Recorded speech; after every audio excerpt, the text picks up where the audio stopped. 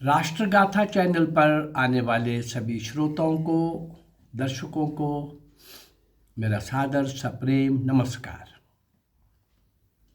भारतीय स्वतंत्रता संग्राम का एक लंबा इतिहास, पर अभी मैंने केवल 190 वर्ष का समय लिया है। ये कालखंड कौन सा? ईस्ट इंडिया कंपनी के आने का और ब्रिटिशर्स के जाने का, यानी नेताजी सुभाष चंद्र बोस तक का।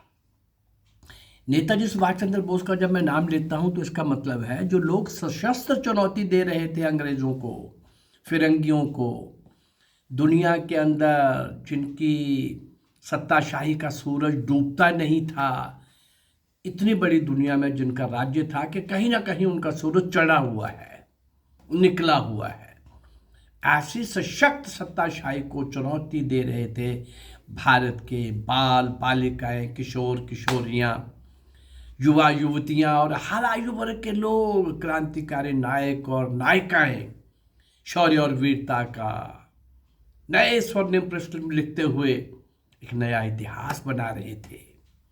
लेकिन उन सब बलिदान होने वाले और सब जान हथेली पर लेके काम करने वाले वीर सपूतों सपूत्रियों की कहीं कोई इतिहास में चर्चा नहीं हुई।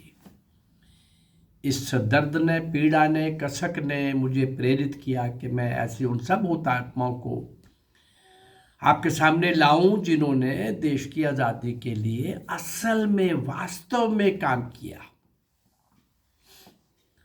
आज मैं जिस अज्ञात क्रांतिकारी को आपके सामने ला रहा हूं,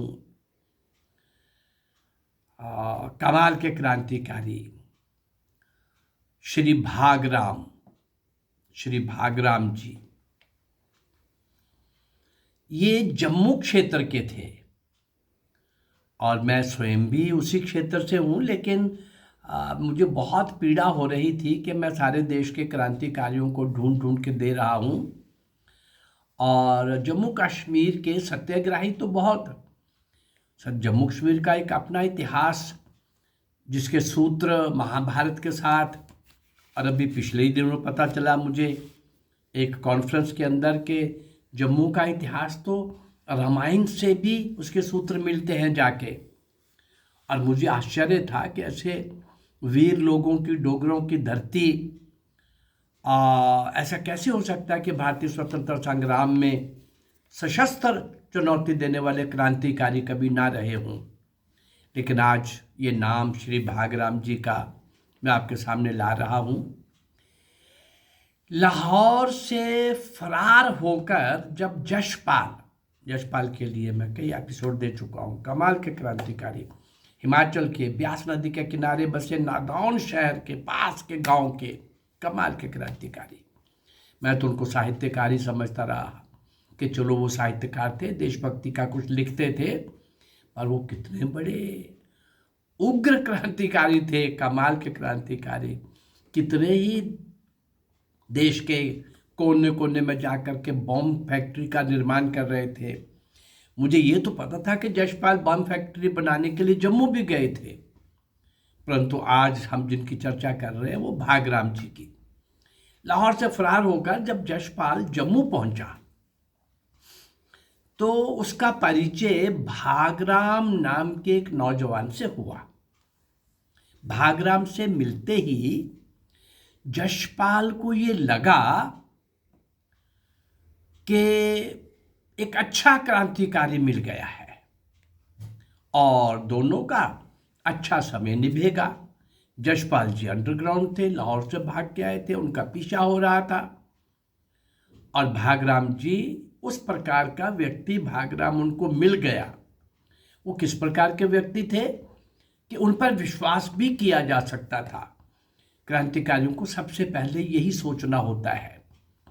मैं खुद अंडरग्राउंड जीवन में रहा हूँ तो कौन कैसा है, कितनी बात करनी है, बस में कितनी करनी है, रास्ते में कितनी करनी है, किससे करनी है, ये सब बातों का अगर ध्यान नहीं देंगे तो आप कभी भी पुलिस के ट्रैप में आ जाएंगे। तो यशपाल जी को ये विश्वास हो गया कि हाँ, ये वो व्यक्ति है कि इस पर पूरा विश्वास किया जा सकता है। भागराम जी की एक विशेषता और भी थी, वो ये थी कि वो एक बहुत अच्छा दस्तकार था, यानी कारीगर था। अन्य कलाओं में भी वो बड़ा निपुण था। उसे अच्छा कारीगर या मिस्त्री कहा जा सकता था। यशपाल को ऐसे ही व्यक्ति की आवश्यकता थी, तलाश थी। अपने क्रांतिकारी साथियों से बिछड़ने के बाद यशपाल को आवश्यकता इस बात की थी कि कुछ नए साथियों की तलाश की जाए। भागराम और यशपाल ने मिलकर एक नए किस्म का बम बनाने की योजना पर विचार किया। बम का मसाला बनाने का ज्ञान यशपाल को था ही। जम्मू क्षेत्र में रहते हुए दो काम सामने थे। एक काम तो ये था कि सामग्री का संचय करके बम का मसाला बनाया जाए, और दूसरा काम था उस खोल मसाले को भरने के लिए खोल ढलवाने का काम किया जाए।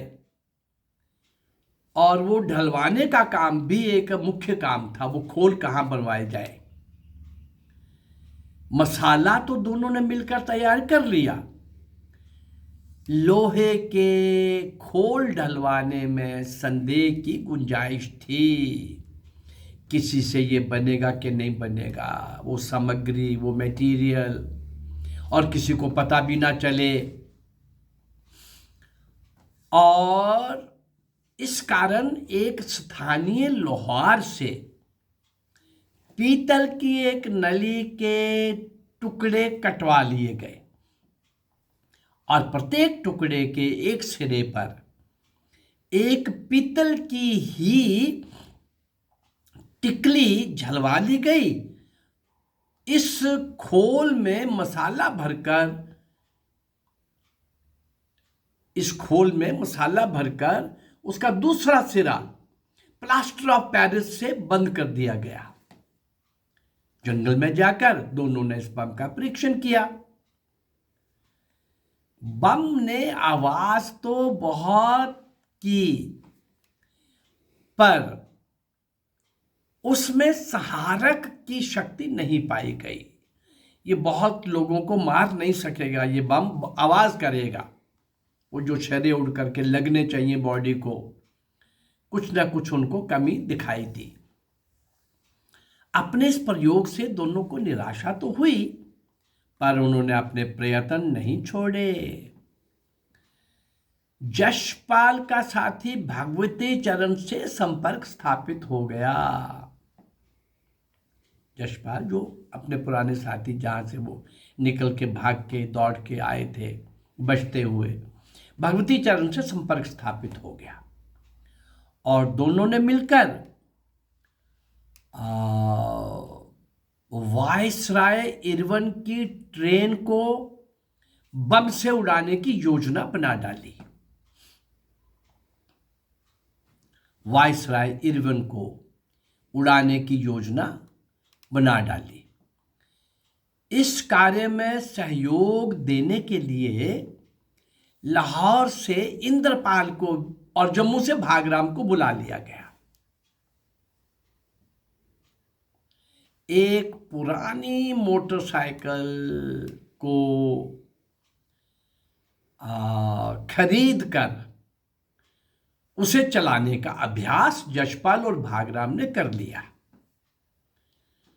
वायसराय लॉर्ड इरविन 23 दिसंबर 1929 को कोल्हापुर से दिल्ली लौटने वाले थे।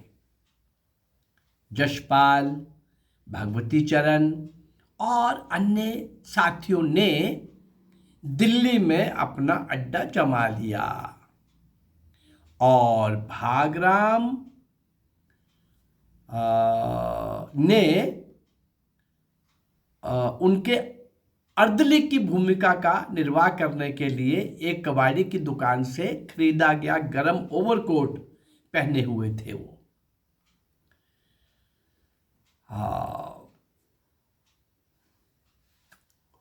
वो ओवरकोट पहने हुए थे और नियत स्थान पर पहुंच जाने पर भागराम को मोटरसाइकिल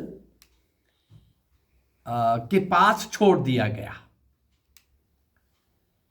उससे पहले एक वर्दी खरीदी गई और वो आर्मी की ड्रेस खरीदी गई। जशपाल और भागराम अपनी मोटरसाइकिल पर सवार होकर 23 दिसंबर की सुबह 4 बजे जशपाल और भागराम अपनी मोटरसाइकिल पर सवार होकर तेहखंड के पास रेलवे लाइन के निकट पहुंचे, जहां उन्हें बम विस्फोट करना था। जशपाल ने मिलिट्री की वर्दी पहन रखी थी और भागराम ने उनके अर्दली की भूमिका का निर्वाह करने के लिए एक कबाड़ी की दुकान से खरीदा गया गर्म ओवरकोट पहन लिया। नियत स्थान पर पहुंच जाने पर भागराम को मोटरसाइकिल के पास छोड़ दिया गया। उसे ये समझा दिया कि बम विस्फोट के पश्चात यदि गोलियां चलने की आवाज सुनाई दे तो समझ लेना मैं मुकाबले में मारा गया। जशपाल ने बोला, उस स्थिति में तुम मोटरसाइकिल लेकर भाग लेना। जशपाल ने बम विस्फोट तो कर दिया, लेकिन भागराम ने बम की आवाज तो सुनी, पर उसे गोलियां चलने की आवाज सुनाई नहीं दी। वे जशपाल के आने की प्रतीक्षा करने लगा भागराम। थोड़ी देर पश्चात जशपाल के आ जाने पर दोनों मोटरसाइकिल पर भाग जाने के लिए तैयार हो ही रहे थे, पर मोटरसाइकिल चालू नहीं हुई, स्टार्ट नहीं हुई। पूरा जोर लगाने पर भी मोटरसाइकिल स्टार्ट नहीं हुई। पूरा जोर लगाने पर भी, किसी भी तरह के सब प्रकार के प्रयास करने पर मोटरसाइकिल स्टार्ट नहीं हुई। इसके बाद बारी बारी से दूर तक मोटरसाइकिल को धकेलते हुए धकेलते उसे आखिर में शहर तक ले गए, जहां बाहरी बस्ती में एक मिस्त्री की दुकान खुली हुई दिखाई दी। भागराम ने दुकानदार से कहा, हमारे मेजर साहब की मोटरसाइकिल खराब हो गई है, तुम इसे ठीक करके रखना, मैं इसे आकर ले जाऊंगा। मोटरसाइकिल वहां छोड़कर वे लोग एक ट्रेन से गाजियाबाद जा पहुंचे, जहां पर भगवती चरण बहुत अधीरता से उनकी प्रतीक्षा कर रहे थे। वहां से भागराम को लाहौर भेज दिया गया। इंद्रपाल भी लाहौर पहुंच गया। फिर से बिछड़े हुए साथी भी मिलने लगे, जिस कारण से जशपाल वहां से निकले थे और नए साथियों की तलाश में भी थे और अपने आप को बचाना भी था। क्रांतिकारी गतिविधियों का बहुत बड़ा केंद्र जो था वो लाहौर था, दिल्ली था, बंगाल था, महाराष्ट्र था, उत्तर प्रदेश था। यूं तो देश के हर कोने में उस समय भारत माँ की स्वतंत्रता के लिए बहुत लोगों ने अरे 461 वीडियोस तो मैं दे चुका हूँ इन अज्ञात क्रांतिकारियों के, और वो भी 190 वर्ष का इतिहास लिया है। अभी कम से कम 600-700 मैं दे पाऊंगा इसी काल की।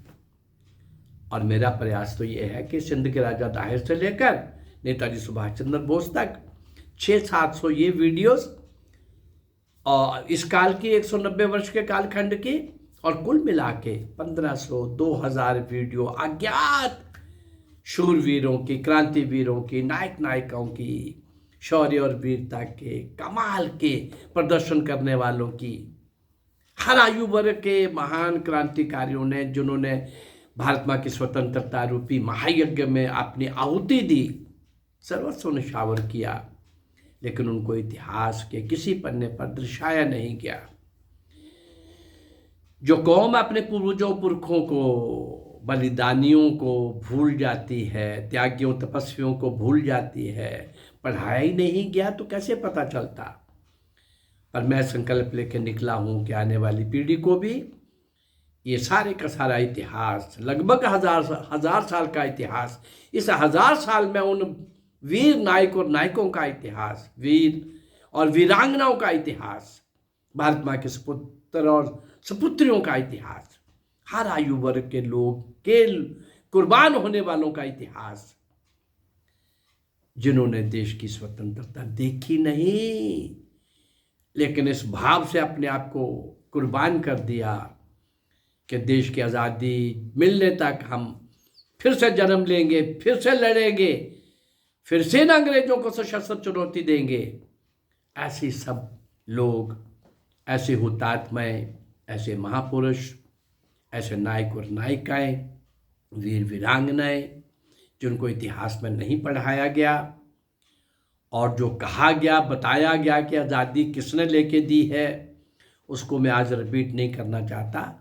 बहुत बड़ा मजाक, क्रूर मजाक, परंतु ये आज़ादी के दीवाने, ये परवाने मैं आपके सामने समय समय पर ला रहा हूँ।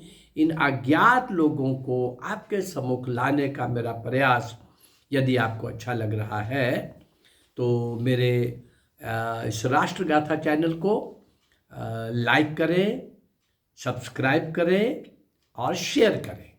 नमस्कार, जय भारत, धन्यवाद।